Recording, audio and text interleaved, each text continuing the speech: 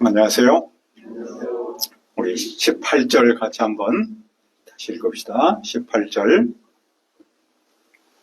시작. 하나님은 믿으시니라. 우리가 너에게 한 말은 예하고 아니라함이 없노라. 은혜로우신 아버지 하나님, 이 시간 예배하기를 원합니다. 성령 하나님께서 우리와 함께하여 주옵소서. 또 고린도 후서 말씀을 통해서 하나님은 믿으시니라, 이 말씀을 오늘 우리에게 들려주옵소서. 성령 하나님께서 예배를 축복하실 줄 믿습니다. 감사하고 예수님의 이름으로 기도합니다. 아멘. 우리는 약속이 쉽게 흔들리는 세상 속에서 살고 있습니다. 말은 했지만 지켜지지 않는 말들이 있고, 계획은 있었지만 언제든 바뀌어버리는 결정들을 쉽게 만납니다. 그러다 보니 우리는 점점 사람의 말 앞에서 조심스러워집니다. 그런데 오늘 말씀에서 사도 바울은 사람의 말이 아니라 하나님의 성품 하나를 우리에게 제시하고 있습니다. 하나님은 믿으시니라. 이 고백이 오늘 우리에게 주는 의미는 무엇입니까? 첫째, 우리의 자랑, 너희의 자랑. 사도 바울은 앞에서 위로와 고난을 말하면서 고린도 교회가 함께 서 있다는 사실을 강조했습니다. 그 이유가 무엇입니까? 12절을 봅시다. 우리가 세상에서 특별히 너희에 대하여 하나님의 거룩함과 진실함으로 행하되 육체의 죄로 하지 아니하고 하나님의 은혜로 행함은 우리 양심이 증언하는 바니 이것이 우리의 자랑이라. 바울은 자신과 동역자들이 살아온 삶의 방식으로 오늘 말씀을 시작합니다. 그들은 고린도 교회를 대할 때 하나님의 거룩함과 진실함으로 행했습니다. 육체의 지혜, 곧 세상의 어떤 사상이라든지 세상의 방법이라든지 세상 지혜로 하지 않았습니다. 그들은 하나님 은혜로 생겼습니다. 여기서 육체의 지혜란 상황에 따라서 말을 바꾸고 유분리를 따져 사람을 대하는 전형적 세상의 방식이죠. 강자 앞에서는 약하고 약자 앞에서는 강한 그런 세속적 가치관을 뜻하죠. 그러나 바울의 사역과 목회의 기초는 하나님의 은혜에 있었습니다. 하나님의 은혜란 연약한 자를 세워주고 끝까지 감당해주는 방법이지요. 바울과 동역자들은 바로 그 은혜로 양떼를 섬겼고 그것을 자신의 자랑으로 삼았습니다. 문제는 고린도 교회가 이 자랑을 오해했다는 데 있습니다. 그들은 바울의 진정성을 의심했습니다. 바울이 보낸 편지 속에 다른 의도, 숨은 뜻이 있을 것이라고 여겼기 때문입니다. 그러나 바울은 분명히 말합니다. 오직 너희가 읽고 아는 것 외에 우리가 다른 것을 쓰지 아니하였다. 그러면 바울이 고린도를 향해 품었던 희망은 무엇입니까? 14절을 한번 읽어봅시다. 시작. 너희가 우리를 부분적으로 알았으나 우리 주 예수의 날에는 너희가 우리의 자랑이 되고 우리가 너희의 자랑이 되는 그것이라. 고린도 교회는 바울의 사역과 마음을 전체 맥락에서 보지 못했습니다. 그들은 일부 사건만을 보고 판단했고 그 판단은 오해로 이어졌습니다. 저 사람 말이 가볍다. 예라고 말해놓고 뒤에 가서는 아니라라고 한다. 그러나 바울은 이 오해가 풀릴 날을 기다립니다. 그날은 오늘이 아닙니다. 그날은 우리 주 예수 그리스도의 날, 곧 주님께서 다시 오시는 날입니다. 바울은 예수님이 다시 오시는 그날에는 목자와 양 사이에 남아있던 모든 오해가 드러나고 정리될 것을 믿었습니다. 그리고 그날에는 양떼가 목자의 자랑이 되고 목자가 양떼의 자랑이 될 것이라고 소망했습니다. 이 점이 매우 중요하겠죠. 바울은 지금 당장의 이해와 인정을 요구하지 않았습니다. 그는 사람 앞에서의 즉각적인 평가가 아니라 다시 오시는 예수님 앞에서의 최종적인 평가를 희망하고 있는 겁니다. 오늘 우리도 마찬가지입니다. 우리는 서로를 안다고 하지만 사실은 엄밀한 의미에서는 부분적으로 알고 있습니다. 온전히 알지 못합니다. 그래서 목자와 양의 관계 안에서도 오해가 생기고 서운함이 쌓이고 때로는 관계가 흔들리기도 합니다. 그러나 오늘의 판단이 모든 판단은 아닙니다. 그러므로 우리는 지금의 오해 때문에 관계를 끊지 않아야 합니다. 지금의 판단으로 믿음의 길을 포기해서도 안 됩니다. 주님 오시는 그날을 바라보며 끝까지 걸어가야 합니다. 그러면 그날 주님 앞에서 우리는 서로에 대해서 자랑으로 굳게 서게 될 겁니다. 어떻게 우리는 주님 오시는 그날까지 믿음의 길을 갈 수 있습니까? 둘째, 우리의 보증 성령님. 15절을 보십시오. 내가 이 확신을 가지고 너희로 두 번 은혜를 얻게 하기 위하여 먼저 너에게 이르렀다가, 여기서 이 확신은 앞에서 살폈던 우리 주님 예수님의 날에는 너희가 우리의 자랑이 되고 우리가 너희의 자랑이 될 것이라는 그 확신입니다. 바울은 이 확신을 품고 있었기 때문에 먼저 고린도에 가고자 했습니다. 그래야 고린도 성도들이 두 번째로 은혜에 참여할 기회를 얻도록 했습니다. 여기서 은혜란 사역에 동참하는 은혜였습니다. 곧 예루살렘 교회를 돕기 위한 헌금에 참여하는 일이었습니다. 당시 예루살렘 교회는 흉년이 들어서 몹시 가난했습니다. 주변에 있는 여러 교회가 모교회인 예루살렘 교회를 위해서 헌금했습니다. 바울은 이 헌금을 은혜의 선물이라고 불렀습니다. 바울의 계획은 이러했습니다. 그는 아가야 북쪽에 있는 마게도냐로 가는 길에 고린도에 잠시 들렸다가 다시 마게도냐에서 고린도로 돌아오기를 원했습니다. 그리고 고린도 교회가 모은 헌금, 그것을 예루살렘으로 전달하려고 했던 거죠. 바울은 이 계획을 어떻게 세웠습니까? 17절에 이렇게 말씀합니다. 이렇게 계획할 때에 어찌 경솔히 하였으리요? 곧 계획하기를 육체에 따라 계획하여 예예 하면서 아니라 하는 일이 나한테 있겠느냐. 바울은 이 계획을 자신의 경솔함이나 즉흥적인 생각이나 감정적으로 하지 않았다는 겁니다. 속으로는 아니요라고를 품고, 즉 계획을 바꿀 것이라고 생각하고 겉으로만 내가 고린도를 가겠다라고 한 것이 아니라는 겁니다. 바울은 한 입으로 두 말하는 사람이 아니었기 때문입니다. 그러나 고린도 교회는 그렇게 보지 않았습니다. 바울이 약속한 날짜에 오지 않았기 때문입니다. 그래서 그들은 이 사람은 자기 마음대로 이랬다 저랬다 하는 신뢰할 수 없는 사람으로 간주했습니다. 바울의 계획 변경은 사실은 불성실 때문이 아니었습니다. 사역적인 판단 때문이었습니다. 그런데도 그들은 그 배경을 보지 못하고 결과만 보고 오해했던 것이죠. 그러면 이런 오해 속에서 바울은 어떻게 자신을 변호하고 있습니까? 18절을 다시 한번 읽어봅시다. 시작. 하나님은 믿으시니라 우리가 너에게 한 말은 예하고 아니람이 없느냐.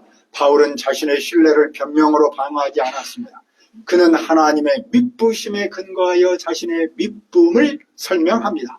논쟁의 초점을 자기에게서 하나님께로 옮깁니다. 하나님은 믿부심 분입니다. 다시 말해서 하나님은 말씀을 해놓고 그것을 취소한다든지 그것을 바꾸지 않으신 분입니다.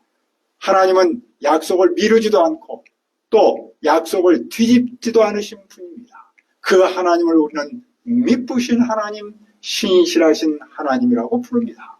그러므로 그 하나님을 믿고 그 하나님을 증언하는 바울이 고린도 교회의 한 말 역시 예와 아니오가 동시에 섞일 수 없다는 거죠. 하나님이 신실한 것처럼 바울도 한 입으로 두 말하지 않습니다. 바울이 이렇게 신실할 수 있었던 또 하나의 이유는 무엇입니까? 그는 2차 선교여행 때 실로아노와 디모데와 함께 고린도 교회에 하나님의 아들 예수 그리스도를 전했습니다.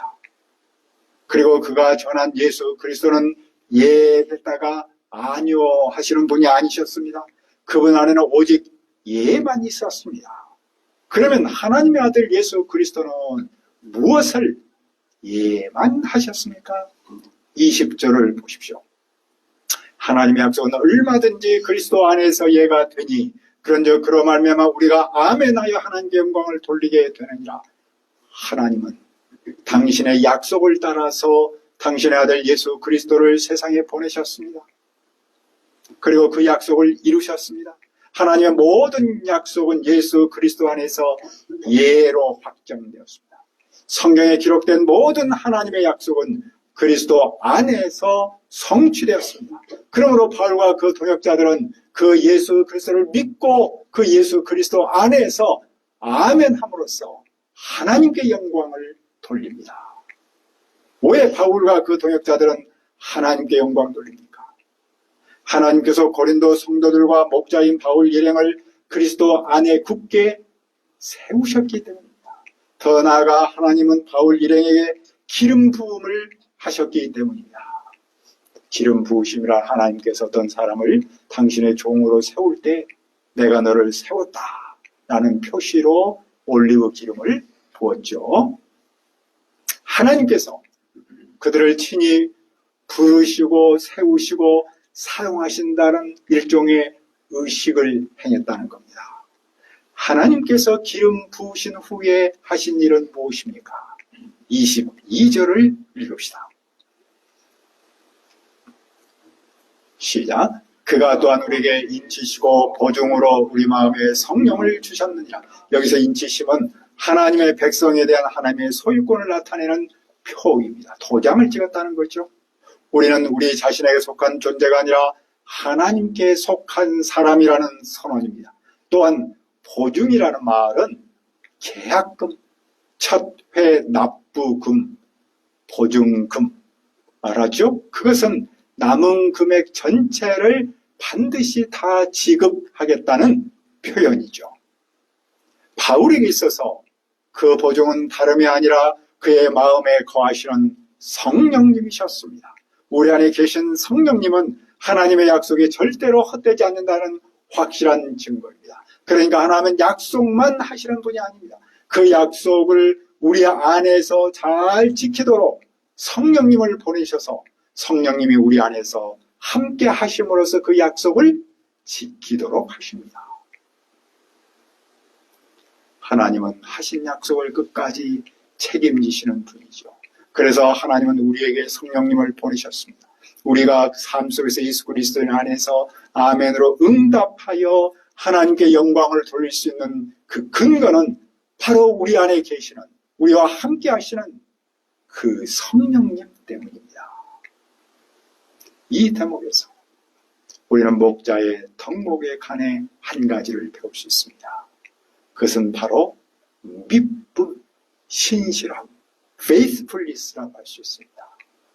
목자는 하나님 앞에서 신실해야 하고 양떼 앞에서 신실해야 한다는 거죠.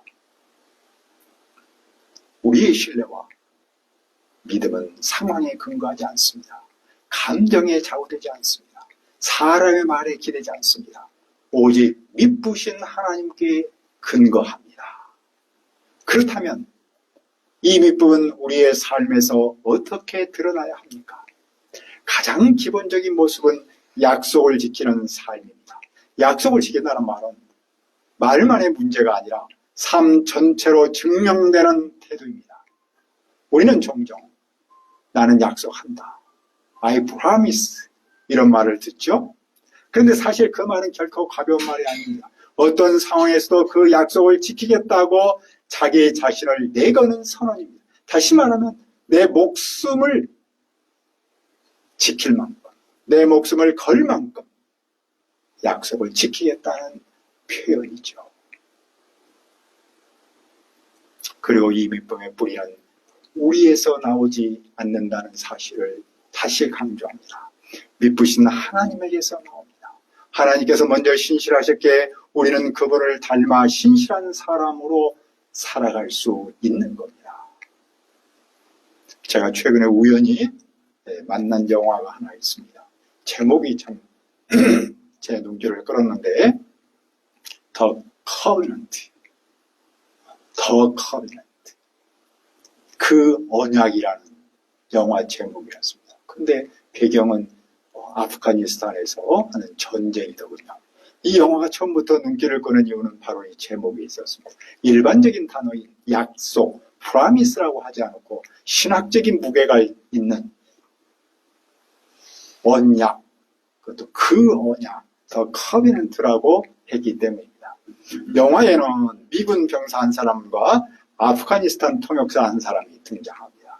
근데 전쟁 중에 그 미군 병사가 중상을 입었고 쓰러집니다. 그때 통역사는 자신의 목숨을 걸고 그 병사를 업고 끌고 숨기고 목숨을 다해서 그 미군 병사를 살려내더군요.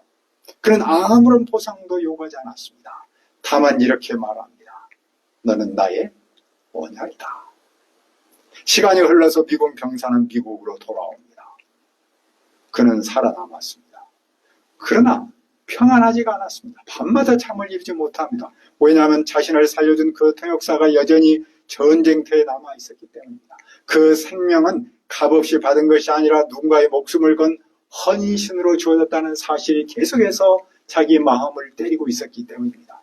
결국 그 병사는 다시 아프가니스탄 전장터로 돌아갑니다. 영웅이 되기 위해서가 아닙니다. 자신이 받은 생명이 언약이었음을 알기 때문입니다. 이때 영화는 조용히 분명한 메시지를 던집니다. 언약을 기억하고 실천하는 사람이 구원받은 사람이다. 그리고 언약은 말이 아니라 삶으로 증명되어야 한다. 겉으로는 전쟁 영화였는데 담긴 메시지는 참 마음을 울렸습니다. 오늘도 믿으신 하나님을 믿고 살아가는 우리에게 동일한 질문이 던져질 수 있습니다. 하나님의 믿으심을 믿는 우리의 신앙이 말에만 머물러 있지는 않은가? 믿음으로 사는 사람의 힘, 교회의 생명력의 힘은 무엇입니까? 바로 이 삶의 믿음에 있습니다. 그러나 현실은 어떠합니까? 믿게 살아가는 사람보다 믿지 못한 사람이 눈에 더 띄죠. 언론은 신실한 신자보다 실수하고 무너진 신자를 더 크게 비춰버립니다. 그 결과 신자로서의 자랑도 교회로서의 자긍심도 약해졌습니다. 그렇게 오늘 말씀은 우리에게 도전합니다. 우리는 예수님의 사람으로서 말로만이 아니라 삶으로 믿으심을 드러내야 합니다. 우리의 교회는 세상의 나쁜 영향보다 좋은 영향을 더 크게 남긴다면 그러면 사소한 그런 나쁜 영향들도 사라져버리지 않겠어요? 그것이 믿으신 하나님께서 우리를 부르시고 맡기시고 세우신 중요한 이유요 목적이라고 믿습니다. 그러면 바울은 이 믿으심을 실제로 어떻게 드러냈습니까? 23절을 보십시오.